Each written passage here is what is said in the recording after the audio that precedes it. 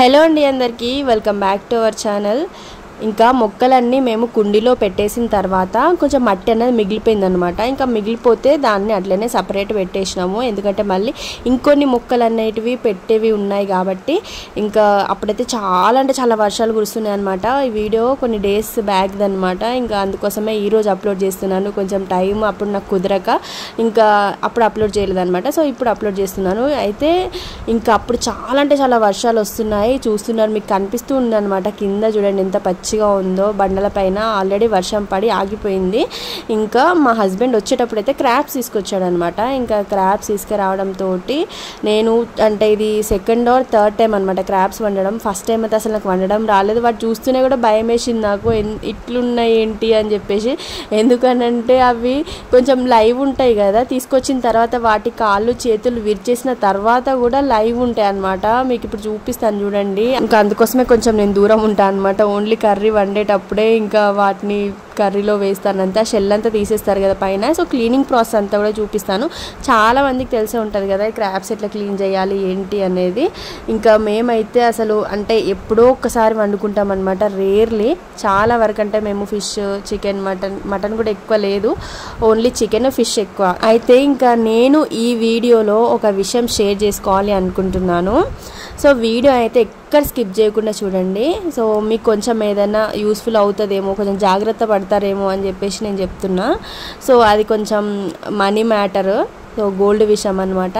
Actually ఏంటంటే మా marriage day అప్పుడు మేము స్వర్ణగిరి టెంపుల్కి వెళ్ళాము. సో ఇంకా ఆ రోజు ఏంటంటే కొంచెం మంచిగా రెడీ అవుతారు కదా మ్యారేజ్ డే రోజు. సో ఇంకా నేనేం చేశాను అంటే ఇంకా నా గోల్డ్ ఇయర్ రింగ్స్ ఉండే అనమాట. సో గోల్డ్ ఇయర్ రింగ్స్ తీసేసి నేను నార్మల్గా శారీకి మ్యాచ్ అయ్యే ఇయర్ రింగ్స్ పెట్టేసుకున్నాను.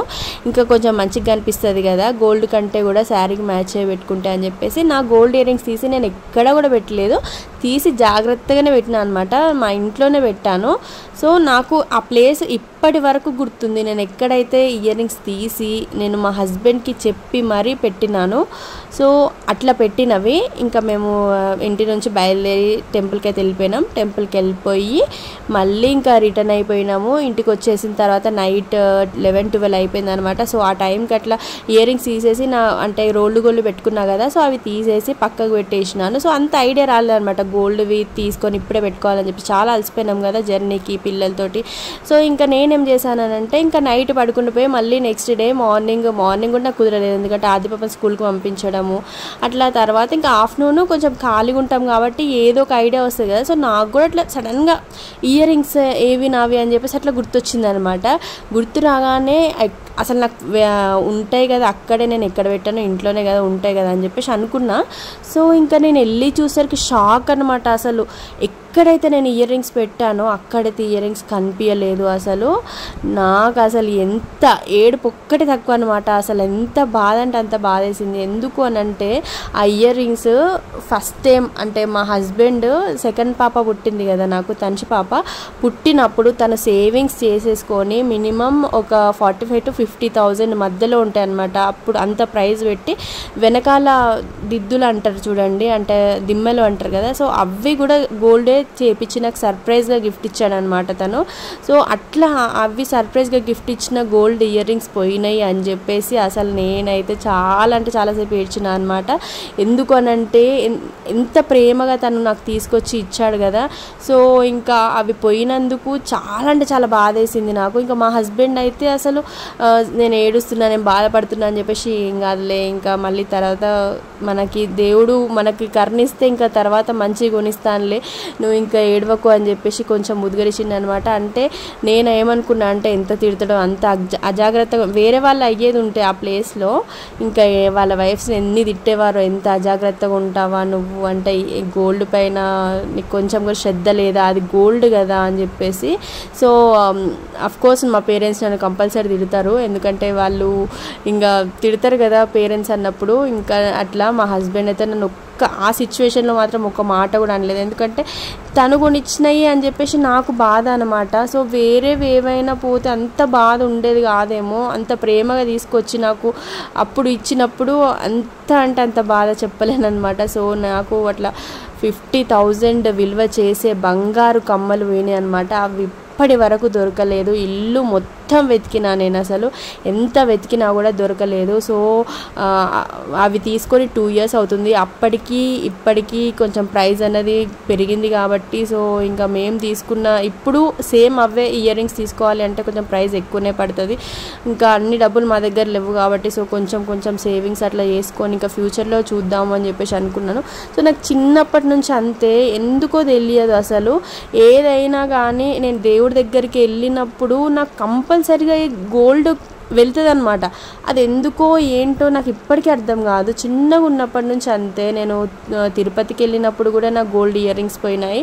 అంటే పర్స్లో నుంచి నేను దేవుడికి హుండీలో డబ్బులు వేస్తారు కదా, సో నా పర్స్లో నుంచి తీసి వేద్దాము అని అనుకునే లోపు దాంట్లో గోల్డ్ ఇయర్ రింగ్స్ పెట్టుకున్నాను అనమాట. నేను అప్పుడు తిరుపతికి వెళ్ళినప్పుడు కూడా సేమ్ మ్యాచింగ్ గోల్డ్వి నేను ఎప్పుడైతే నా చెవుల నుంచి తీసేస్తానో అవి కంపల్సరీ పోతాయి. ఇంకా నాకు అంత గుర్తుండదు అనమాట, అట్లా పోతాయి కదా నేను పెట్టుకోవద్దు అన్న నాకు అసలు అట్లా ఉండదు, అయినా కానీ పెట్టుకుంటాను, మళ్ళీ పోతాయి అవి. సో చిన్నప్పటి నుంచి నాకు అట్లనే జరుగుతూ వచ్చిందనమాట. నాకు కాకపోతే ప్లస్ పాయింట్ ఏంటి అంటే నాకు ఏదైతే ఒక వస్తువు పోయిందో దానికి మళ్ళీ డబల్ నా దగ్గరకు వస్తుంది అనమాట గోల్డ్. మరి ఆ దేవుడు అట్లా చేస్తాడు అని నేను అసలు ఎక్స్పెక్ట్ చెయ్యను. కాకపోతే ఇంకా చెప్పలేము, ఇంకా ఎవరికి ఎట్లా రాసి పెడితే అట్లనే జరుగుతుంది కదా. సో నాకు కూడా అంతే, ఇంకా అట్లా పోతాయి అని రాసి పెట్టినప్పుడు అది మనం ఎంత ఆపినా కానీ ఆగదు. ఇంకా మన చేతుల నుంచి వస్తువు పోతుంది అన్నప్పుడు అది పోతుంది అంతే. మనకి రావాల్సింది ఏదైతే ఉంటుందో అది మన దగ్గరికి కంపల్సరీ వస్తుంది అనమాట.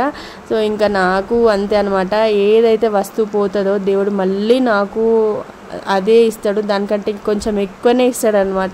సో అదొక్క హోప్ అయితే ఉంది నాకు. మా హస్బెండ్ కూడా సర్లే పోనీ ఇంకా బాధపడకు నువ్వు అని చెప్పేసి అన్నాడు అనమాట. సో మీరు కూడా గోల్డ్ విషయంలో అస్సలు అజాగ్రత్తగా చేయొద్దు. ఎందుకంటే మనం సేవింగ్స్ చేసేది మెయిన్గా మనం గోల్డ్ పైన ల్యాండ్స్ పైన చేస్తారు కదా చాలామంది అయితే. సో ఇంకా మనం సేవింగ్స్ ఇప్పటి నుంచి చేసుకుంటేనే పిల్లల ఫ్యూచర్ కోసం ఏదైనా పనికొస్తుంది కాబట్టి ఇప్పుడు 50,000 అనుకోవచ్చు, వాళ్ళు పెద్ద పెరిగే వరకు అది కొంచెం ల్యాక్స్లో ఉంటుంది కదా డబ్బులు. బంగారం ఫ్యూచర్లో చాలా కాస్ట్ అవుతుంది అని చెప్పేసి నేను అనుకుంటున్నాను. సో అందుకోసమే మేము ఎక్కువ బంగారం పైన ఇన్వెస్ట్ చేస్తామన్నమాట. సో నాలాగా ఎవ్వరు కూడా అజాగ్రత్తగా ఉండకండి అని చెప్పేసి నేను ఈ వీడియోలో ఈ విషయాన్ని మీ అందరితోటి షేర్ చేసేసుకుంటున్నాను. సో ఇంకా మీకు ఈ వీడియో ఇట్లా ఇన్ఫర్మేటివ్ అనిపించిందని అనుకుంటున్నాను నేనైతే. ఇంకా సో అదనమాట విషయము. ఇంకా నేనైతే క్రాబ్స్ కర్రీ ప్రిపేర్ చేసేసిన అనమాట. ప్రిపేర్ చేసి నిజంగా నేను లాస్ట్ 2 times ఎట్లా చేసినో దానికంటే కొంచెం ఐడియా వచ్చిందనమాట నాకు. ఓహో ఇంకా నెక్స్ట్ టైం కొంచెం బెటర్గా చేసుకోవాలి అని చెప్పేసి అందుకోసమే ఇంకా ఈసారి అయితే చాలా పర్ఫెక్ట్ కుదిరింది అనమాట. క్రాబ్స్ కర్రీ అంటే ఇంకా క్రాబ్స్ కర్రీ లాగానే వచ్చింది. ఇంకా మా పెద్ద పాపకు పెట్టిన అనమాట క్రాబ్స్ కర్రీ. దానికైతే చాలా ఇష్టము క్రాబ్స్ అంటే. సో ఒక క్రాబ్ వేసి ఇంకా దానికైతే ఫుడ్ పెట్టేసిన. చూస్తున్నారు కదా ఎంత బాగుందో కర్రీ అయితే. మీకు నచ్చిందని అనుకుంటున్నాను. సో మీకు నచ్చితే కనుక ఈ వీడియోకి అయితే చిన్న లైక్ అయితే ఇవ్వండి. మీరు లైక్ ఇవ్వడంతో వేరే వాళ్ళకి రీచ్ అయ్యే ఛాన్స్ అయితే ఉంటుంది కాబట్టి సో చిన్న లైక్ ఇచ్చి మన ఛానల్ని సబ్స్క్రైబ్ చేసేసుకోండి.